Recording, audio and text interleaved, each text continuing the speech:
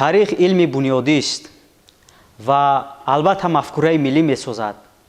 ҳатман ки бояд мутолиа кард, гузаштаи худро омӯхт, аз бар намуд ва ба ояндагон ҳатман чизе аз ин андешаҳо ба мерос гузошт. дуруд бинандагони азиз, силсила барномаи гулчин аз таърихи тоҷикон аст. манзури шумо ногуфта намонад ки барномаи мазкур аз рӯи китоби тоҷикони академик бобоҷон ғафуров сабт ва таҳия мегардад, албатта бо иштирок ва муҳокимаронии таърихнигорони ватанӣ. имрӯз дар барнома таърихшинос давлатшоҳ маҳмудовро даъват кардем. имрӯз мо тасмим дорем атрофи як давлати миллӣ сирф тоҷикӣ баъд аз сомониён ғӯриён барои бинандагони азиз маълумот дода бошем ва фикр мекунам ки шумо бисёр бо як мутолиаи хоса ва маълумотҳои саҳеҳ ба ин барнома имрӯз ширкат варзед. марҳамат, нигоҳи шумо нахуст дар бораи ба миён омадани чунин як давлате ки тамоми реша тору пуд тоҷикист изҳори назар мекардед. марҳамат. ташаккури зиёд. воқеан таърих аз нигоҳи як файласуфи классики немис Гегел ин фани мардонагист. ба ин маънӣ мегӯяд ки мутолиаи таърих, баррасиву таҳлили саҳифаҳои таърих дар равону дар сиришту дар ниҳоди инсоният ҳамин эҳсоси ватандӯстӣ, далерӣ, шуҷоат, растагорӣ, озодагӣ, худшиносӣ, ҳувият ва ин чизҳоро шакл мебахшад, яке ба вуҷуд меорад. ва хеле тасмими хайрхоҳона аст ки бо иштироки муаррихони ватанӣ мо сари масъалаҳои бисёр мубрими таърихи тоҷикон суҳбат мекунем. воқеан дуруст шумо ишора кардед ки давлати ғӯриён аввалин давлати тоҷикӣ пас аз заволи сомониҳо ба ҳисоб меравад. ҷои бисёр таассуф аст бубинед, пас аз суқути сомониҳо мутаассифона дар қаламрои вароруди таърихӣ агарчанде ки кори дафтару девон, фарҳанг, адабиёт ба дасти ворисони сомониҳо яъне тоҷикон буд, аммо мутаассифона шахси рақами аввал яъне зимоми асосии давлат дар дасти бегонагон буд. ина худи академик бобоҷон ғафуров дар асари бунёдишон тоҷикон гуфтаанд. аммо ҷои ифтихор аст ки дар муддатҳои пас аз сомониҳо дар қаламрави ё ки дар гӯшаҳои аз ватани таърихии мо додмонҳои тоҷикӣ сар боло карданд. яке аз додмонҳои бисёр маърифатпеша, яке аз додмонҳои хиратгустар ва шуҷоу диловар ҳамин ғӯриҳо буда. шаҷараи ғӯриҳо аслан ба авлоди шинасбониён ё ба истилоҳи дигар шансабониён рафта мерасад. хуб албатта мо медонем ки дар бунёди давлати ғӯриҳо сайфиддини сурӣ нақши марказӣ дошт. ҷадди вай ё пушти вай мерасад ба шахсе бо номи Шис. гузаштагони Шис меравад ба яке аз ҳокимони вилояти ғур дар асри 11 бо номи Амир Муҳаммад. бобои Амир Муҳаммад Амир Сурӣ ки инам ҳокими вилояти ғур буд. падари Амир Сурӣ шахсе бо номи Банҷии Наҳорӣ. Банҷии Наҳорӣ ва падари Банҷии Наҳорӣ Фулоди Ғурӣ буд. ва падари Фулоди Ғурӣ Шинасб ибни Хурнак ном шахс ва падари Шинасб Хурнак. хулоса ҳамин гуна шаҷарашон меравад ба замони Шинасб ибни Хурнак мерасад ки Шинасб яъне дар нимаи аввали асри 8 милодӣ зиндагӣ кардааст. агар давлати ғӯриён дар асри 12 бунёд шуда бошад, мо шаҷараи инҳоро то асри 8 рафта таҳлил карда яъне муайян кардем ки авлоди инҳо ба киҳо рафта мерасад. хуб асосгузори хонадони гӯем ки шинасбониён ҳамин Шинасб ибни Хурнак аст. номи сулолам аз ҳамин гирифта шудааст. ва инҳо шумо дуруст гуфтед, инҳо тоҷикон буданд ва макони зисташон вилояти ғур. макони зисташон имрӯза воқеъ дар Афғонистон. имрӯз бале. инҷо ма мехоҳам ки камакак дар бораи вилояти ғур суҳбат кунам. аз нуқтаи назари ҷуғрофӣ ғур як вилояти кӯҳистон аст. аз худи номаш ҳам бармеояд ки инҷо кӯҳистон аст, зеро ки калимаи ғур ба шакли тағйирёфтаи ғар мебошад. ғар дар забонҳои қадимаи мо аз ҷумла дар аваста ба маънои кӯҳ, баландӣ, теппа фаҳмида мешавад. онтавре ки шумо бинед, мо номҳои ҷуғрофие дорем ба монанди ғарм, данғара, ғарғара, беғар, зоғар ё масалан номҳое дорем бо номи ғалча, ғарча. решаи аслаш ба кӯҳ рафта аслаш ба ҳамун кӯҳ аст. дар забони русӣ дар шакли гор ворид шуд ки баргирифта аз забони мост. و اگر محیط جغرافی این ولایت رو ببینیم کوهستان است. جایی که همیشه در سنگر است. بله. و یک چیز عجیب است که در گذشته همین نام‌های جغرافی رو مردمان ما همین طوری میگذاشتن که نام افاده کننده محیط جغرافی باشد، یعنی طبیعت همون منطقه باشد. و در اینجا از زمانهای خیلی قدیم تاجیکان زندگی میکردن و یکی از اولین حاکمان ولایت غور، حالا دولت نه، ولایت غور، شخص با نام فولاد بود و این فولاد یک شخصی سرهنگ، سرکرده، سرلشکر، یک مردی غیور و دلاور و اهل جسارت بود.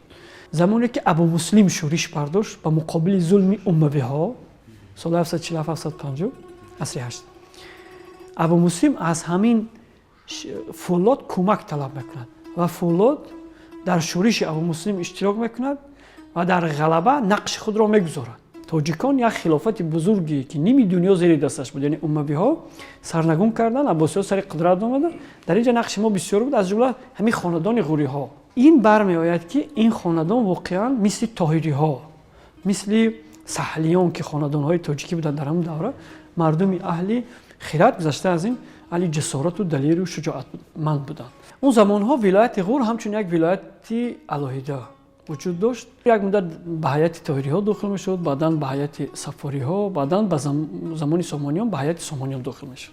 وقتی که سامانیان سقوط کرد در سال 999، شما بدونید که اینجا قوم و قبایل ترکتبار زمام را به دست گرفتند، به مانند قرخانی ها، غزنوی ها و تر سلجوقی ها آمدند. همین در ایام سر قدرت بودن غزنوی ها و سلجوقی ها که بسیار به هم دیگر رقیب بودند، غوری ها بیشتری وقت مستقل بودند. بعضا احساس میشد که به طور رسمی تابعیت از غزنوی ها میکردند، بعضا از سلجوقی ها، اما در عمل میدید مستقل بودند و بیشتری همین حاکمان ولایت غور انداز یعنی باج و خراج نمیسپاریدند، نه به غزنوی ها نه به سلجوقی ها.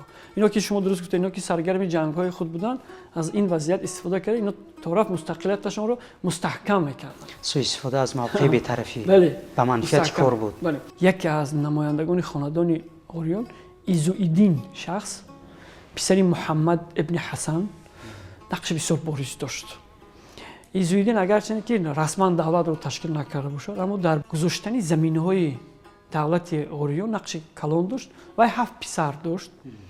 با همین 7 پسرش از جمله شجاع الدین، شهاب الدین، قطب الدین، سیف الدین، فخر الدین، بهاءالدین سامی، اینا فرزنداش 7 فرزند داشت. و در میان فرزندان ایزوئیدین فرزندی وی با نام سیف الدین سوری. سیف الدین سوری هم از جهت عقل، ادراک، ذکاوت بله فرق میکنه. ببینید در زمان سامانیان احمد 9 پسر داشت، در میان فرزندانش همین اسماعیل فرق کننده و واقعا ما ببینیم که اثبات کرده توانست. یعنی همین سیف الدین هم همین گونه. و سال 1147 در بعضی ادبیات ما میخونیم 1148 سیف الدین باری اول در یکی از دهه‌های ولایت غور با نام آستیه، در بعضی از سرچشمه‌ها آستیه ذکر میشود، دولت غوریان را بنیاد گذاشت و اولین پایتخت غوریان همین دهه آستیه است. اولین پایتخت سال 1148 1149 زمانی که سیف الدین اینجا به زمین‌های دولت غوریان را گذاشت و دولت غوریان را تأسیس داد، 6 برادر وی در ولایت‌ها و در شهرهای گرد و اطراف حاکمان ولایت‌های علاهیده شدند، مانند بوست، بامیان، طالقان، غرجستان و غیره حاکم شدند. اما یک عنعنه خیلی خوب داشتن که همگی به برادر گوش میکردن، اطاعت میکردن. بله، سیف الدین گوش و بردشون هم در همین بود. یک چیزی باز از همه عجیبیش بدونید در این است که مثلا همین شجاع الدین یا شهاب الدین از سیف الدین به سن سال کلان بودن ولی به دادر اطاعت میکرد. به خاطر اونه که وی حکومت مرکزی یعنی شاه اصلا همون است، اطاعت میکرد. و یک نکته اساسی باید قید کنم که در تاریخ روضت الصفای میرخان آورده شده است که اما در بعضی از کارهای پیشبرد دولت سیف الدین از برادراش باز مصلحت میپرسید، برادران با سال اصلا کلان. خب شما بدونید که این عادت‌های زیبای قدیمی تاجیکانه ماست، نیاگان ما است، تا امروز پای برجاست. خوشبختانه از وحدت میان برادران خلق‌های ترکتبار و مانند غزنوی‌ها در تهلکه افتادن. یعنی دیدن که اینها وقتی که وحدت دارن، وحدت اینها را برای خود хатар донистанд. ана дар ҳамин айём туфайли миёнаравҳо туркҳо дар миёни бародарон ихтилоф ба вуҷуд оварданд. ихтилоф мегӯянд ҳамин шояд сари масъалаҳои нуфузи қаламраве ки дар он ҷо ҳоким буданд, сари ин чизо буд. ва яке аз бародарон бо номи Қутбиддин ошуфтахотир мешавад аз бародарони худ, қаҳр мекунад, ба дарбори ғазнавиён меравад, яъне ба даҳони гург меравад, ба дарбори ғазнавиён меравад. ногуфта намонад ки Қутбиддин дар бунёди давлати ғуриён дар баробари Сайфиддин нақш дошт. ҳоло бубинед, аз соли 1149 пойтахтро аз деҳаи Остия ба Фирӯзкӯҳ кӯчониданд. ҳамин шаҳри Фирӯзкӯҳ асосгузораш Қутбиддин ҳаст, Қутбиддини ғурӣ, ки харобаҳош то имрӯз дар қаламрави Афғонистон бо номи Ғулғула маълум машҳур аст, ки бостоншиносон аз ин ҷо бисёр ҳафриёт карданд, осори замони ғуриёнро пайдо карданд. таъкид мекунем ки асосгузораш Қутбиддин аст. ҳамин Қутбиддин ба даргаҳи ғазнавиён роҳ ёфт. акнун шумо бубинед, вақте ки ин ба Ғазна рафт, пойтахти ғазнавиён, ҳанӯз дар замони султон Маҳмуди Ғазнавӣ яке аз намояндагони ҳамин ғуриён бо номи Ҳасан фарзанди Муҳаммад кушта шуда буд. аз ҳамун ҷо хусумати байни ин ду солла сар шуда буд. баъдан ин Қутбиддин ҳам ки бо роҳи фиреб оно ба дарбор даъват карда буданд. Қутбиддин ба дарбори онҳо рафт, ки шоҳи ғазнавиён Баҳром ном дошт, Баҳромшоҳ. Қутбиддинро заҳр дода кушт. ана дар натиҷа боз хусумат байни ин ду солла авҷ гирифт. алангаза. дар баъзе нигоштаҳу сарчашмаҳо гуфта мешавад ки Қутбиддинро бо мақсади ба роҳ мондани корҳои дипломатӣ ва гуфтугӯи миёни давлатҳо ғуриён ва ғазнавиён даъват карда буд. яъне ки ба ин роҳ даъват карданд. дар асл ин гуна нест. дуруст аст, ин андеша ҳаст. аслан ҳамин фикр буд ки онҳо мехостанд ки аз Қутбиддин барои нафъи худ чизеро истифода бубаранд. аммо медонед сабаби аслие ки Қутбиддин кушта шуд дар чӣ буд? ҳангомаҳо пайдо шуд дар дарбори ғазнавиён ки Қутбиддин ба манфиати ғуриҳо кор мекунад. яъне ғазнавиҳо дар симои Қутбиддин хоини худро диданд. ҳоло ки мо ҳеҷ гуфта наметонем, яъне сарчашмаҳои тарихӣ чизе намегӯянд ки аслан Қутбиддин ҳамин гуна буд ё на. ва бо ҳамин далел, бо ҳамин ҷурм, бо ҳамин роҳ Қутбиддин қатл шуд. ва Сайфиддини Сурӣ ба давлати ғазнавиён ҳуҷум кард. вақте ки ба давлати ғазнавиён ҳуҷум кард, Баҳромшоҳ гурехт, фирор кард. Сайфиддин чӣ кор кард? бародари худ Баҳоуддинро дар Фирӯзкӯҳ монд, пойтахти ғуриён, худ дар Ғазна истод.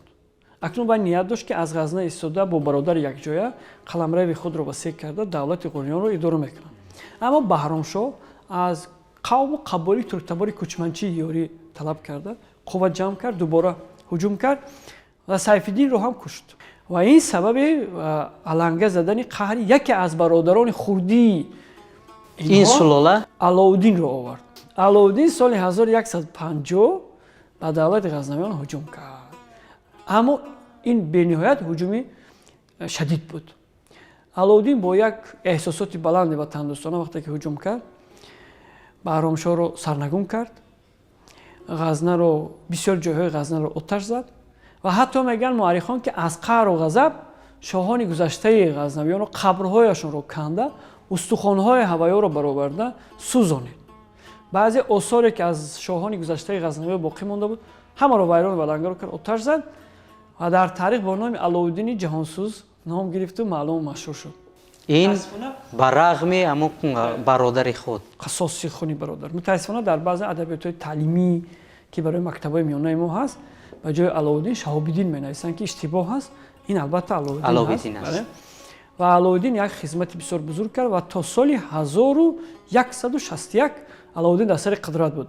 ана акнун бубинед ки дар ҳамин муддат давлати ғуриён иқтидор пайдо кард. иқтидор ба маъное ки ҳудудҳояш боз ҳам васеътар шуд. яъне Ғазнаро гирифтанд ва ғазнавиён шикасти сахт хӯрданд, ба Лоҳур кӯчиданд.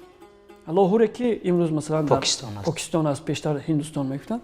ба Лоҳур кӯчиданд, қаламравашон хеле хурд шуд ва ватани таърихи ҳамонро тоҷикон, яъне соҳибони аслашон дубора гирифтанд. ҳоло шумо медонед ки ин қаламрави бузурги Хӯросон буд. инҳо гирифтанд ва қаламрави давлати ғуриён хеле васеъ кардид дар замони Алоуддин. пас аз Алоуддин фарзанди Алоуддин боз Сайфиддин ном дошт. акнун ина гуфта мумкин ки Сайфиддини ду соли 1161-1163 хеле як давраи кӯтоҳ ҳукмронӣ кард.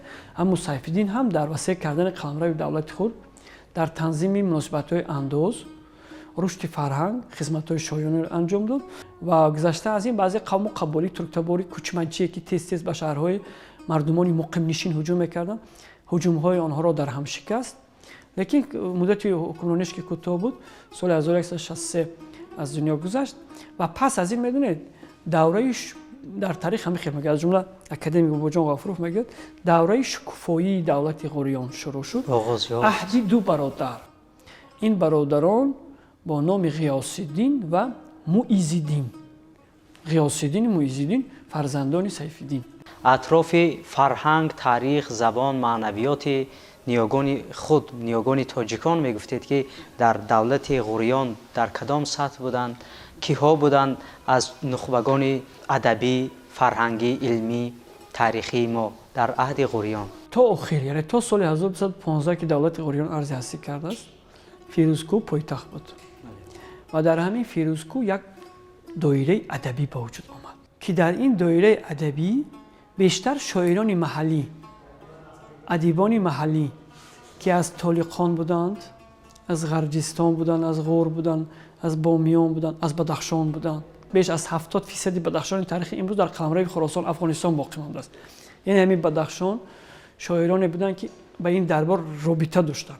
Аммо як чиза бояд ба инобат гирем ки азбас ки минтақаи кӯҳистон буд, шоироне ки дар шаҳрҳои мутамаддин зиндагӣ мекарданд, ба монанди Самарқанд, Бухоро, Урганҷ, Чоч, Устурушанхуҷанд, инҳо бо ин шоиро робита надоштанд. яке аз бузургтарин олимон, муаррихон, шоирон Сайфиддини Ҳеравӣ масалан дар ҳамин доираи адабӣ замоне кор кард ва китобҳои бештар навишт, доир ба таърих, доир ба адабиёт китобҳо навишт.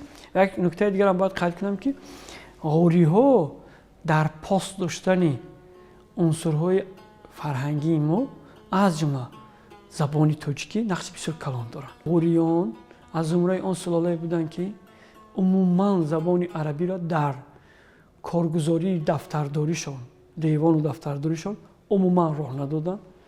Тамоми ҳуҷҷату коргузоришон дар қаламрави давлат ва дар дарбор ба забони тоҷикӣ буд. Тамоми қонун, яъне фармонҳоу санадҳои ҳуқуқие ки масалан дар ҳамин се марказ интишор мешуданд, ҳамагӣ ба забони тоҷикӣ буданд, бо хати форсии забони тоҷикӣ. Яъне бибинед, ҳам аз Бомиён, ҳам аз Ғазна, ҳам аз Фирӯзкӯҳ интишор меёфтанд. Анакнун азбас ки дар ин давра қаламрави давлати ғӯриён ки хеле васеъ шуд, шумо бибинед аз ҳамин кӯҳои Бадахшон, яъне аз Уйғуристони Чин дар қисмати шарқ шурӯъ мегардид, мерафт имрӯз ин як қисми ҷануби имрӯзаи Тоҷикистонро дар бар мегирифт, қисматҳои қаламрави зиёди Афғонистонро, шимоли Ҳиндустонро, яъне як ҳудуди хеле васеъ дар бар мегирифт. Ҳатто мегӯянд ки қудрате ки масалан ҳамин бародарон Ғиёсиддин Муизиддин доштанд, қудрати инҳо, нуфузи инҳо то ҳадде боло рафт ки халифаҳои аббосӣ ба расмият давлатдории инҳоро эътироф карданду шинохтанд. Ана дар ҳамин як қаламрави хеле васеъ забони тоҷикии мо мақоми аввал гирифт. Дар онҷо мақоми асосӣ дошт ин забони тоҷикӣ. Дигар арзишҳо, дигар забонҳо дар инҷо қувват надоштанд. Як чиз дигаре бояд бигам ки бубинед, ғӯриҳо ҳанӯз аз асри ҳашт худи ҳамин хонадони ғӯриҳо дини исломро пазирифта буданд. Аммо аҳолии вилояти Ғур то асри 11 ва ибтидои асри 12 исломро напазирифта буданд. Инҳо дар оинҳои тоисломии худ пойбарҷо буданд ва инҳо меросбарони фарҳанги хеле қадимаи одиёӣ буданд.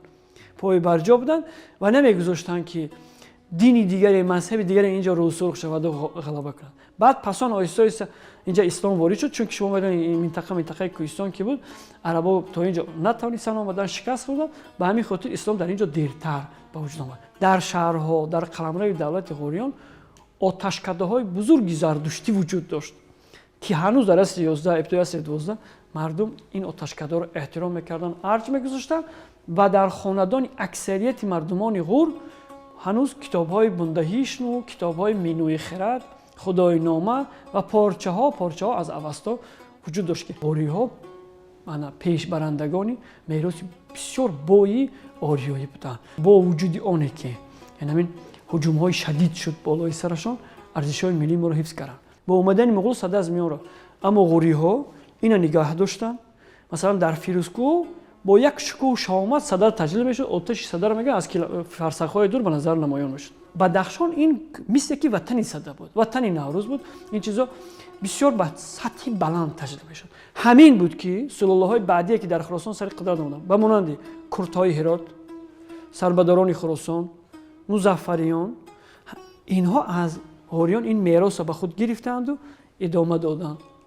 ва бубинед ки ин занҷирҳо аз насл ба насл омада то замони то ба имрӯз ба мо мерос. ва имрӯз мо бояд эҳтиром гузорем ба ҳамин гуна сулолаҳо, ба виҷа аз ғориён ки пост доштанд ин фарҳангро, ки имрӯз мо инҳоро ҷаҳонӣ кардем. дар охир андешаи шумо вобаста ба оне ки ғориён то куҷо муваффақ шуданд ва то куҷо ҳамин силсилаи давлатдории миллии тоҷикиро давом доданд, умуман фарҳанг дар кадом сатҳ рушд кард, арзишҳои миллӣ ба чӣ эҳтиром гузошта шуд, хулоса мекардед бо ҳамин. Марамад. устод бобоҷон ғафуров мегӯянд ки аз таърих бояд мо сабақ гирем ки чӣ иштибоҳот буд дар фурӯпошии ҳамон давлат. Акнун мебиёем сари масъалаи ғориён. вақте ки бародарон ғиёсиддин ва муизиддин масалан вафот карданд, намояндагони дигари сулолаи ғориён як нофаҳмӣ ва аз миён рафтани ваҳдат пайдо шуд. чаро савол пайдо мешавад? зеро ки дар миёни инҳо қавму қабоили турк дахолат карданд ва инҳоро ба ҳамдигар шӯрониданд. масалан яке аз ҳамин намояндагони халқҳои турки инҳоро ба ҳамдигар шӯрониданд тоҷиддини юлдуз ном дошт, ки бародаронро зидди ҳам шӯрониданд ва кор то ҷое расид ки аз соли 1206 ба баъд давлати ғур оҳиста оҳиста ба порча порча ҷудо шуд ва охирин намояндаи ғориён боз ҳам Аловиддин ибни Муҳаммад ном дошт. ин Аловиддин дигар дар муттаҳид сарҷам кардани ин вилоятҳо тангдастӣ кашид. ин замоне буд ки хоразмшоҳиҳо қувват гирифта буданд. хоразмшоҳиҳое ки замоне дар назди ҳамин ғориён сари таъзим фуруд оварданд. ман як ҳодисаи таърихӣ баротон бигӯям. ҳамин замоне ки ҳамин ғиёсиддину бародараш муизиддин дар сари қудрат буданд, ино рафтанд ними Хоразм зад. Хоразм ватани таърихи мост, ин ватани Абраҳим Беринист, ин ватани Ал-Хоразмист, ин ватани Ал-Фарғонист, ватани бузургони мо, ватани халқи мост. рафтанд ними Хоразмро забт карданд, гирифтанд ва Нишопуру Хуросонро пурра забт карданд, ки дар дасти хоразмшоҳиҳо буд. як шоҳи бисёр бузург дорад ҳамин хоразмшоҳиҳо бо номи Текеш аз бародарон, яъне аз ғориҳо илтимос мекунад ки Хуросонро баргардонад. ҳатто як ҳодисаи аҷиб мешавад. мегӯяд ки Турконхотунро ба шумо туҳфа мекунам. Турконхотун завҷааш буд, модари Муҳаммад Хуросшоҳ. шумо Хуросонро баргардонед, аммо бародарон барнагардонданд. шумо бинед ки акнун дар замони охири мавҷудияти ғориён ин хоразмшоҳиён бо истифода аз ин ки ғориён порча порча шуданд, ба сари ғориён ҳуҷум карданд. аз ҷумла ҳамин шоҳашон Муҳаммад Хоразмшоҳ ҳуҷум кард ва соли 1215 мутаассифона дар натиҷаи набудани ваҳдат аз як гиребон ба ибораи тоҷикон сар набаровардан, якдигар нофаҳмӣ анамин чиз ихтилофот омил ва сабаби инқирози ҳамин давлати миллӣ ниёгони мо аз гардид. миён рафт ва имрӯз мо дигар 1215 ин барои миллати мо фоҷиа буд, мисли соли 999 ки як сулолаи бисёр ғайурманд ба нангу номуси худро аз даст додем. аз миён рафт ва сад афсӯс ки ин қаламра як миллат дар зери тохту този аспои Хоразму муғул қарор гирифт. бисёри сипос ба шумо барои андешаҳои созанда, омӯзанда ва дар айни замон басос заруриву ибратбахш. фикр мекунам бинандагони некбин ва таърихдӯстдори ватанӣ пиромони давлатдории ғориён аз барқароршавӣ то инқироз аз китоби тоҷикони академик Бобоҷон Ғафуров ҳатман мутолиа хоҳанд кард ва маълумоти бештару саҳеҳ ба даст хоҳанд овард. ин буд бинандагони азиз силсила барномаи Гулчин аз таърихи тоҷикон бо устоди донишгоҳи давлатии омӯзгории Тоҷикистон ба номи устод Садриддин Айнӣ, таърихшинос Давлатшоҳ Маҳмудов, атрофи давлатдории ғориён, фарҳанг, тамаддун, забон, илм, маънавиёт дар ин аҳд. то барномаҳои навбатӣ сарбаланду пирӯз бошед.